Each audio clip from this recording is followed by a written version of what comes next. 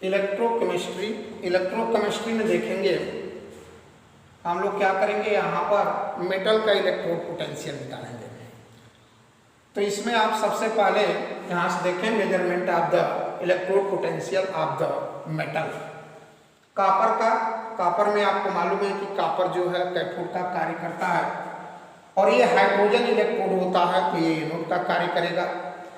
यहाँ पर कॉपर के लिए क्या करते हैं, एक इसमें कॉपर सल्फेट का विलयन है जिसकी सांद्रता 1 मोल पर लीटर है और इसमें कॉपर की छड़ रख देते हैं और ये जो होता है एक कैथोड का कार्य करता है।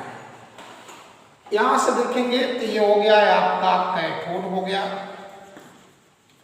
और ये जो होता है हाइड्रोजन इलेक्ट्रोड है, ये प्लेटिनम की यहाँ पर प्लेट लगी है पीटी का और इसमें HCl का 1 मोल पर लीटर सांद्रता वाला विलयन है। ये ट्यूब है जिसमें हाइड्रोजन गैस भरी गई है जिसका दाब केटीएम होता है और यह एनोड का कार्य करता है। उसके बाद क्या करते हैं कि बीच में नली होती है जिसको दोनों को जोड़ देते हैं और ये जोड़ते हैं, इसका नाम है साल्ट ब्रिज बोलते हैं, साल्ट ब्रिज, लवण सेतु कहते हैं। और इसके इंड पॉइंट पर यहाँ से देखें ये पोरस प्लग लगा होता है जिससे आयन एक दूसरे विलयन में आसानी से जा सके। इन सब कंडीशन को लगा करके जब हम इसमें जोड़ते हैं तो धारा का प्रवाह हमेशा कैथोड से एनोड की ओर होती है। ये सिंबल दिखाया गया है और सब सेट करके जोड़ते हैं तो एक कॉपर की जब रॉड होता है तो उस समय विभव जो है इसका प्राप्त होता है 0.34 वोल्ट जो है इसमें विभव प्राप्त होता है।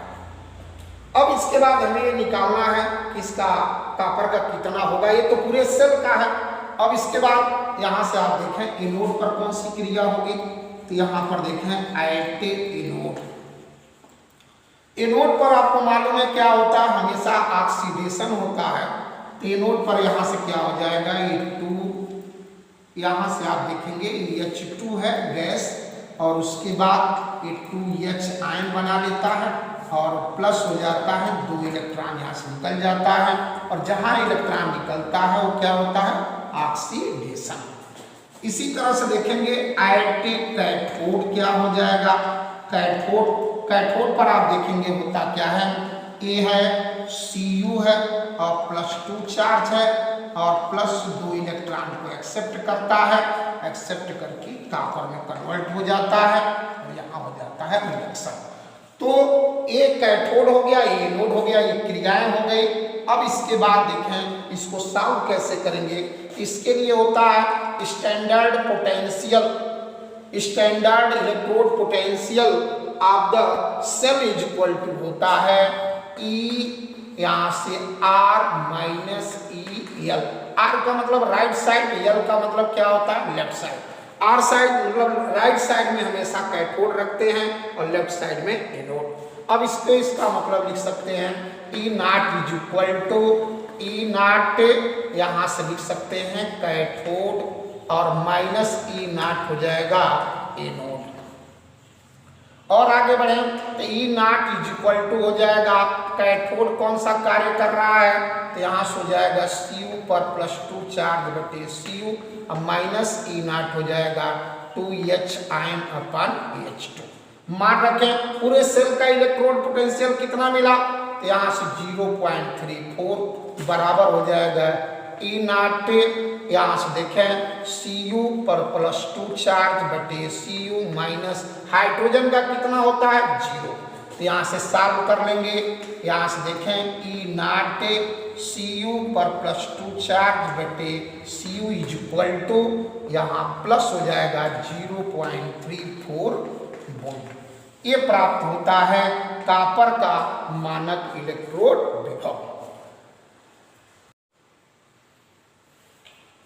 Measurement of the electrode potential of the metal, यानी जिंक की बात कर रहे हैं। जिंक का निकालेंगे कैसे, तो इसमें देखें एक जिंक का एराड होता है और विलयन है जिंक सल्फेट का जिसकी सांद्रता 1 मोल पर लीटर है। इसमें HCl का विलयन है, इसकी भी सांद्रता 1 मोल पर लीटर है। इसमें प्लेटिनम का यहाँ पर देखें ये प्लेट होता है पीटी का और उसके बाद इसमें क्या होता है, हाइड्रोजन गैस भरा होता है जिसका दाब जो होता है 1 atm होता है। इसमें जिंक की राड है अब इसके बाद ये जो होता है एनोड का कार्य करता है, इस पे नेगेटिव चार्ज, और हाइड्रोजन गैस इलेक्ट्रोड जो है कैथोड का कार्य करता है, तो इस पे पॉजिटिव चार्ज। अब इसके बाद धारा हमेशा कैथोड से नेगेटिव मतलब एनोड की ओर बहती है, तो डायरेक्शन दिखा दिया गया। इन सबको सेट कर देते हैं तो उस समय आप पाते हैं कि विभव का मान जो होता है सेल का 0.76 वोल्ट प्राप्त होता है। अब आप देखें कौन सा एनोड पर क्रिया होगी, कौन सा कैथोड पर। तो सबसे पहले हम चले देखें एट एनोड। एनोड कौन है, ये है। तो इस कंडीशन में आप देखेंगे होता क्या है कि यह जेडीएन है और ये टूटता है, जेडीएन आयन बन जाता है, 2 इलेक्ट्रॉन निकलता है और यहाँ पर ऑक्सीडेशन हो जाता है। तो यह हो गया एनोड पर होने वाली अभिक्रिया। इसी तरह से देखेंगे एट कैथोड। कैथोड पर होने वाली क्रिया क्या होगी, तो यहाँ से आप पाएंगे इसमें इलेक्ट्रॉन एक्सेप्ट करेगा, तो यहाँ से हो जाएगा 2H आयन, 2 इलेक्ट्रॉन एक्सेप्ट किया और बन जाता है H2 गैस, और जहाँ एक्सेप्ट करता है वहाँ होता है रिडक्शन होता है। क्लियर। तो ये था आपका एनोड और कैथोड पर होने वाली अभिक्रिया। अब हम आगे चले देखें, पूरा सेल को जोड़ दिया गया, तब उसके बाद पूरे सेल का इलेक्ट्रोड विभव कितना प्राप्त हुआ, तो 0.76 वोल्ट प्राप्त हुआ। और इसके लिए क्या होता है, E not is equal to ER minus E not हो जाएगा L। R का मतलब राइट साइड वाले का, L का मतलब लेफ्ट साइड वाले का। इस तरह से आप देखेंगे ये क्या होता है, यहाँ से लिख सकते हैं E is equal to E not is equal to हो जाएगा ER का मतलब राइट साइड में कौन सा होता है, तो होता है ई नॉट कैथोड। ये हो गया कैथोड माइनस ई नॉट हो जाएगा एनोड। अब इसके बाद और आगे थोड़ा सा बढ़े, यहाँ पर देखेंगे क्या हो जाएगा, कैथोड ई नॉट हो जाएगा और यहाँ से हो जाएगा 2H ion upon H2 minus E not हो जाएगा जेडीएन, और ये हो जाएगा जेडीएन पर +2 चार्ज अपान। इसकी वैल्यू कितनी दी गई है, 0.76 है, इज इक्वल टू इसकी वैल्यू 0 होती है, माइनस हो जाएगा ई नॉट जेडीएन पर +2 चार्ज अपान जेडीएन। यहाँ से निकालेंगे ई नॉट और ये हो जाएगा जेडीएन पर +2 चार्ज बटे जेडीएन इज इक्वल टू माइनस कितना हो। अब इसके बाद देखेंगे यहाँ से ये हो गया इज इक्वल टू होता है माइनस 0.76 वोल्ट हो जाता है। ये आपका निकल गया जिंक का। हमने पीछे देखा था कि हमने कॉपर का निकाल लिया, जिंक निकाल लिया। इसी तरह से सभी धातुओं को हाइड्रोजन इलेक्ट्रोड के साथ ऐड करके सभी धातुओं का हम मानक अपचयन विभव जो है ज्ञात कर लेते हैं। जब ज्ञात कर लेते हैं, कुछ का पॉजिटिव आता है, कुछ का निगेटिव आता है, किसी का अधिक होगा, किसी का कम होगा, तो हम क्या करते हैं कि इनको एक बढ़ते हुए क्रम में रख करके व्यवस्थित श्रेणी बनाते हैं, सीरीज बनाते हैं बढ़ते हुए क्रम में रख करके, और उसी सीरीज का नाम देते हैं विद्युत रासायनिक श्रेणी। तो डिफिनीशन देखें क्या होगा, विद्युत रासायनिक श्रेणी की डिफिनीशन ये होती है कि तत्वों के बढ़ते हुए मानक अपचयन विभव के क्रम में रख करके एक श्रेणी बनाते हैं, सीरीज बनाते हैं, जिसे क्या नाम देते हैं, विद्युत रासायनिक श्रेणी कहते हैं। तत्वों के बढ़ते हुए मानक अपचयन विभव के क्रम में रखकर एक श्रेणी बनाते हैं, जिसे विद्युत रासायनिक श्रेणी कहते हैं। यह श्रेणी देखें क्या होता है, यहाँ पर आप पाएंगे इधर हाफ सेल होता है और इधर इलेक्ट्रोड पोटेंशियल का मान दिया जाता है, और ये बढ़ते हुए क्रम में हम व्यवस्थित करते हैं। इलेक्ट्रोकेमिकल सीरीज, और इसमें पूरा संपूर्ण नहीं आया है, जितनी जगह थी उतना बनाया गया है। इसका आप लोग जो है खुद देख लेंगे और उसका अध्ययन करेंगे। मॉडल में दे रहे हैं इसको कैसे तैयार किया जाता है। ये लिथियम है, इलेक्ट्रॉन आयन है, इलेक्ट्रॉन एक्सेप्ट किया और ये लिथियम मेटल बना। यहाँ इलेक्ट्रॉन एक्सेप्ट होता है, इसका मतलब रिडक्शन है, इसलिए जो ये विभव दिया गया है इसे रिडक्शन पोटेंशियल कहते हैं, मानक अपचयन विभव नाम देते हैं इसको। ये मानक अपचयन विभव है और वो भी बढ़ते हुए क्रम में। यहाँ से आप देखेंगे ये हाइड्रोजन होता है और हाइड्रोजन जो होता है इसको माना गया कितना, ये 0 होता है। इसी के अकॉर्डिंग सब ये बनाया गया है। तो ये था विद्युत रासायनिक श्रेणी। अब हम इसकी कुछ एप्लीकेशन देखेंगे। तो application of the electrochemical series, इसमें पहला हम नंबर 1 डिस्कस करेंगे। सीरीज की एप्लीकेशन की बात करेंगे तो इसमें हम पहला शब्द जो आता है एक्टिविटी या रिएक्टिविटी, जिसको हम कहते हैं क्रियाशीलता की हम बात करते हैं। क्रियाशीलता, तो क्रियाशीलता में आप देखेंगे ऊपर की धातुएं जो होती हैं वह अधिक क्रियाशील होती हैं, नीचे की धातुएं जो होती हैं वो कम क्रियाशील होती हैं। इसका मतलब ये होता है कि अगर आप चयन विभव का मान ज्यों ज्यों बढ़ता जाएगा उस धातु की क्रियाशीलता घटती जाती है, कम होती जाती है। इसका मतलब ये हुआ कि श्रेणी में ऊपर से नीचे जाने पर, श्रेणी में ऊपर से नीचे जाने पर धातुओं की क्रियाशीलता जो होती है वह घटती है। धातुओं की क्रियाशीलता घटती है, अर्थात ऊपर की धातुएं जो होती हैं वह अत्यधिक क्रियाशील होंगी और नीचे की धातुएं जो होती हैं वह कम क्रियाशील होती हैं। अगर सपोज जैसे दे दिया गया कई एलिमेंट, तो कई एलिमेंट इसमें आप देखें, जैसे यहाँ से दे दिया सोडियम दे दिया, जिंक दे दिया, कॉपर दे दिया और आयरन दे दिया। कह रहा है कि इसको बढ़ते हुए क्रम में लिखिए। तो क्रम में, बढ़ते हुए क्रम में ये पाएंगे कि ऊपर वाले की क्रियाशीलता ज्यादा है नीचे, तो सबसे नीचे कौन सा आएगा, इसमें कॉपर आएगा। इसका मतलब कॉपर की क्रियाशीलता सबसे कम होगी। अब उसके बाद देखें उसके ऊपर कौन आएगा, तो Fe आएगा। तो यहाँ से आप देखेंगे इसकी क्रियाशीलता Fe की कॉपर से अधिक होगी। अब इसके बाद यहाँ से आप देखें कॉपर के बाद Fe हो गया, Fe के ऊपर जिंक आता है, अर्थात इसके बाद इसकी क्रियाशीलता जिंक की ज्यादा होगी। और इसके ऊपर जो है सोडियम आता है, इसका मतलब इन 4 धातुओं में सोडियम की क्रियाशीलता सबसे अधिक होती है। एक बार और ध्यान दें, करते क्या है, यहाँ से आप पाएंगे कि कॉपर जो होता है सबसे कम क्रियाशील है, सोडियम जो है सबसे अधिक क्रियाशील है। तो इस तरह से अगर आपका प्रश्न पूछा जाता है कि बढ़ते या घटते, तो सबसे पहले उसको विद्युत रासायनिक श्रेणी में देखें। ऊपर की धातुएं जो होती हैं अधिक क्रियाशील, नीचे की धातुएं कम क्रियाशील होती हैं।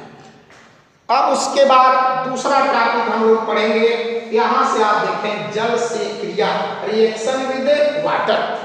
तो यहाँ से आप पाएंगे दूसरा जो होता है रिएक्शन।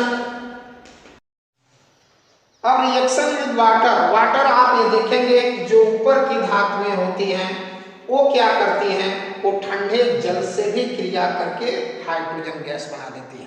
जबकि ये नीचे की धातुएं Fe है, यहाँ तक जो होती हैं Fe तक के जो है ये गर्म ज्वालानी भाप से क्रिया करके हाइड्रोजन गैस बनाती हैं। जबकि ये नीचे की जो धातुएं हैं वो जल से क्रिया करके हाइड्रोजन गैस मुक्त नहीं करती हैं, अर्थात ये धातुएं जल से क्रिया नहीं करती हैं। इस तरह से हम इस श्रेणी से फायदा है कि हम निकाल लेंगे कि यहाँ से देखें जैसे ये सोडियम है, Na है और ये क्या किया, या H2O से रिएक्शन करता है और रिएक्शन करने के बाद यहाँ से आप देखेंगे यह बन जाता है 2NaOH बन जाता है और प्लस H2 गैस जो है निकल जाती है। ये ऊपर की जो धातुएं हैं ये जल से क्रिया करके, यहाँ से आप देखेंगे ये जो होती हैं स्टीम से क्रिया करके हाइड्रोजन गैस को मुक्त करती हैं।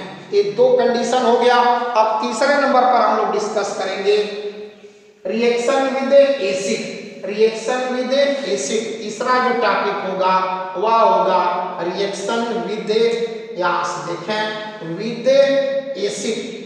अब आप पाएंगे देखें कि यहाँ से आप देखें कि जो हाइड्रोजन के ऊपर की जितनी धातुएं हैं वो अम्ल से क्रिया करके हाइड्रोजन गैस बनाती हैं। जैसे ये जिंक है, ये क्या करता है, ये जिंक है और जिंक की क्रिया करेगा, यहाँ से आप देखें H2SO4 तो यहाँ से आप पाएंगे कि क्रिया करके बन जाता है ZnSO4 और प्लस H2 गैस बना देता है। लेकिन हाइड्रोजन के नीचे की जो धातुएं हैं वह क्रिया करती तो हैं या तो क्रिया नहीं करती है, और नहीं अगर करती भी है कंडीशन में तो हाइड्रोजन गैस बनाती नहीं है। जैसे अभी आप देखेंगे ये Cu है, आप प्लस यहाँ से देखें 2H2SO4, ये हाइड्रोजन के नीचे है, तो यह जो है क्रिया अगर करता भी है किसी कंडीशन में तो यह बन जाता है CuSO4 और प्लस बन जाएगा यहाँ से 2H2O और प्लस बन जाता है SO2 गैस बनता है, हाइड्रोजन गैस नहीं बनता है। अब ये हुआ देखें कि जो हाइड्रोजन की ऊपर की जितनी धातुएं होती हैं वह अम्ल से क्रिया करके हाइड्रोजन गैस बनाती हैं, जबकि नीचे की धातुएं जो हैं अगर अम्ल से क्रिया करती है तो हाइड्रोजन गैस नहीं बनाती।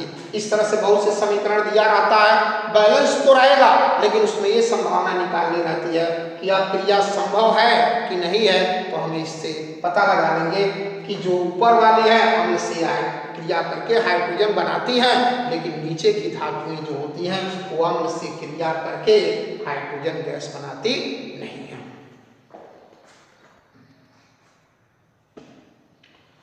अब आप देखें इसका 4th नंबर पर एप्लीकेशन क्या है, डिस्प्लेसमेंट रिएक्शन। ध्यान दें, इस श्रेणी में बताया गया कि ऊपर की धातुओं की क्रियाशीलता ज्यादा होती है, नीचे की धातुओं की क्रियाशीलता कम होती है।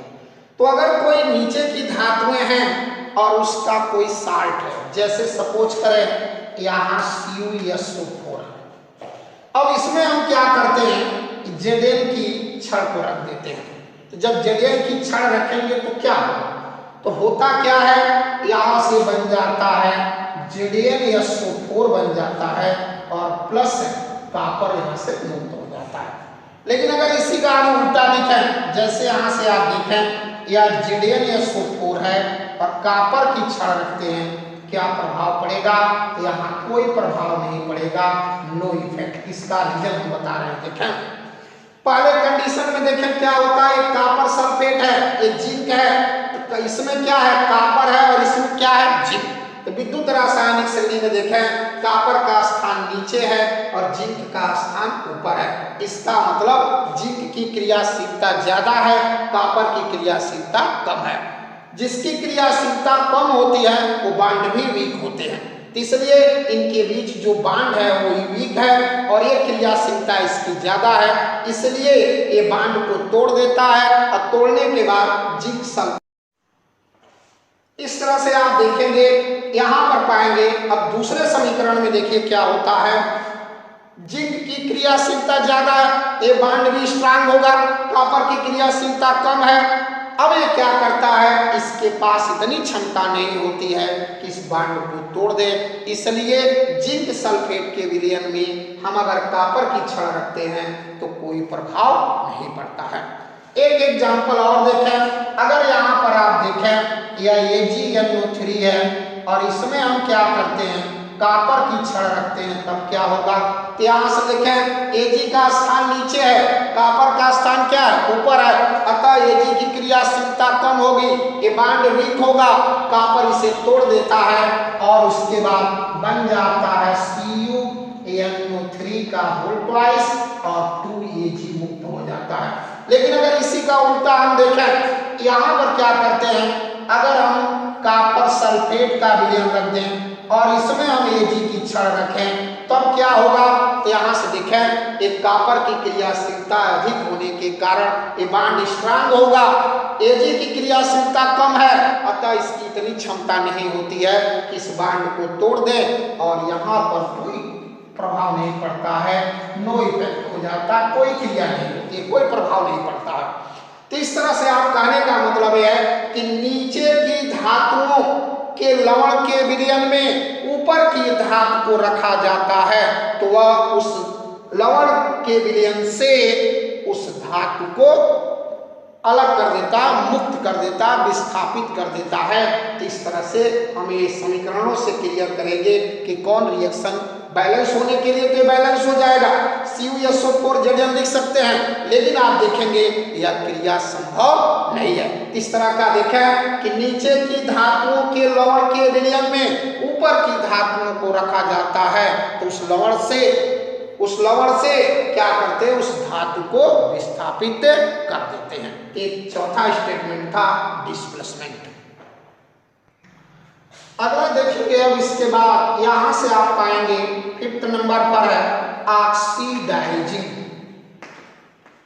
क्या होता है, तो ऑक्सीडाइजिंग और रिड्यूसिंग प्रॉपर्टी को ध्यान देंगे, जिसका मान जिस धातु के लिए जितना कम होता है वह उतना ही प्रबल अपचायक का काम करता है, और ज्यों-ज्यों मान बढ़ता जाता है तो उसका अपचायक गुण का मान जो होता है वह घटता है। अतः विद्युत रासायनिक श्रेणी में, इलेक्ट्रोकेमिकल सीरीज में ऊपर से टॉप टू बॉटम यानी ऊपर से नीचे की ओर जाते हैं तो अपचायक गुण का मान जो है वो घटता है।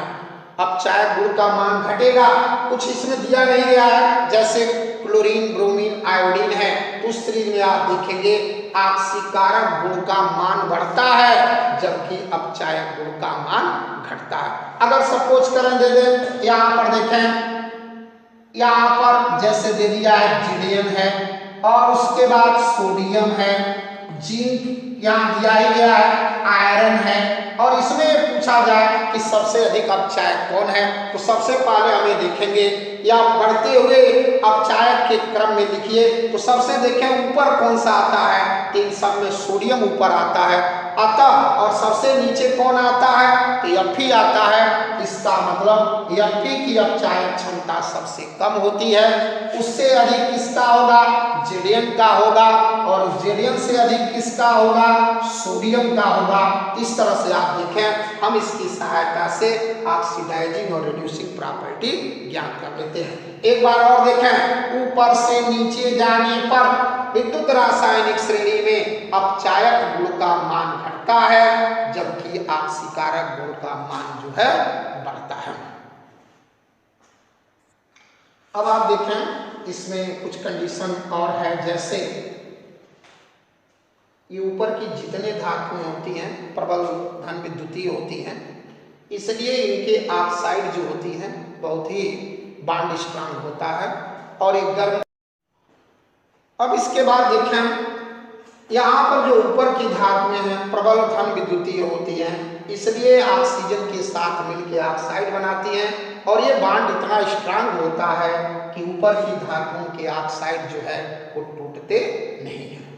लेकिन आप देखेंगे दो ऐसे ऑक्साइड हैं, अक्सर क्वेश्चन पूछा जाता है कौन से ऑक्साइड हैं जो गर्म करने पर अपघटित हो जाते हैं, तो केवल दो ऐसे ऑक्साइड हैं, जैसे यहाँ से देखें Ag2O सिल्वर ऑक्साइड है, अगर हम इसको हीट करते हैं तो यहाँ से आप पाएंगे यह 2Ag हो जाएगा, और Ag प्लस क्या हो जाएगा, यहाँ से O2 गैस, अर्थात सिल्वर ऑक्साइड है जो गर्म करने पर टूट जाता है।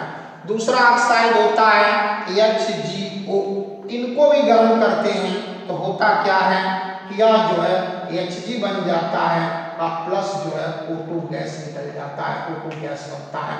तो इस कंडीशन में आप पाएंगे कि ये दो ऐसे ऑक्साइड हैं जो गर्म करने पर अपघटित हो जाते हैं। तो ये था एप्लीकेशन किसका, विद्युत रासायनिक श्रेणी का। क्लियर? बस।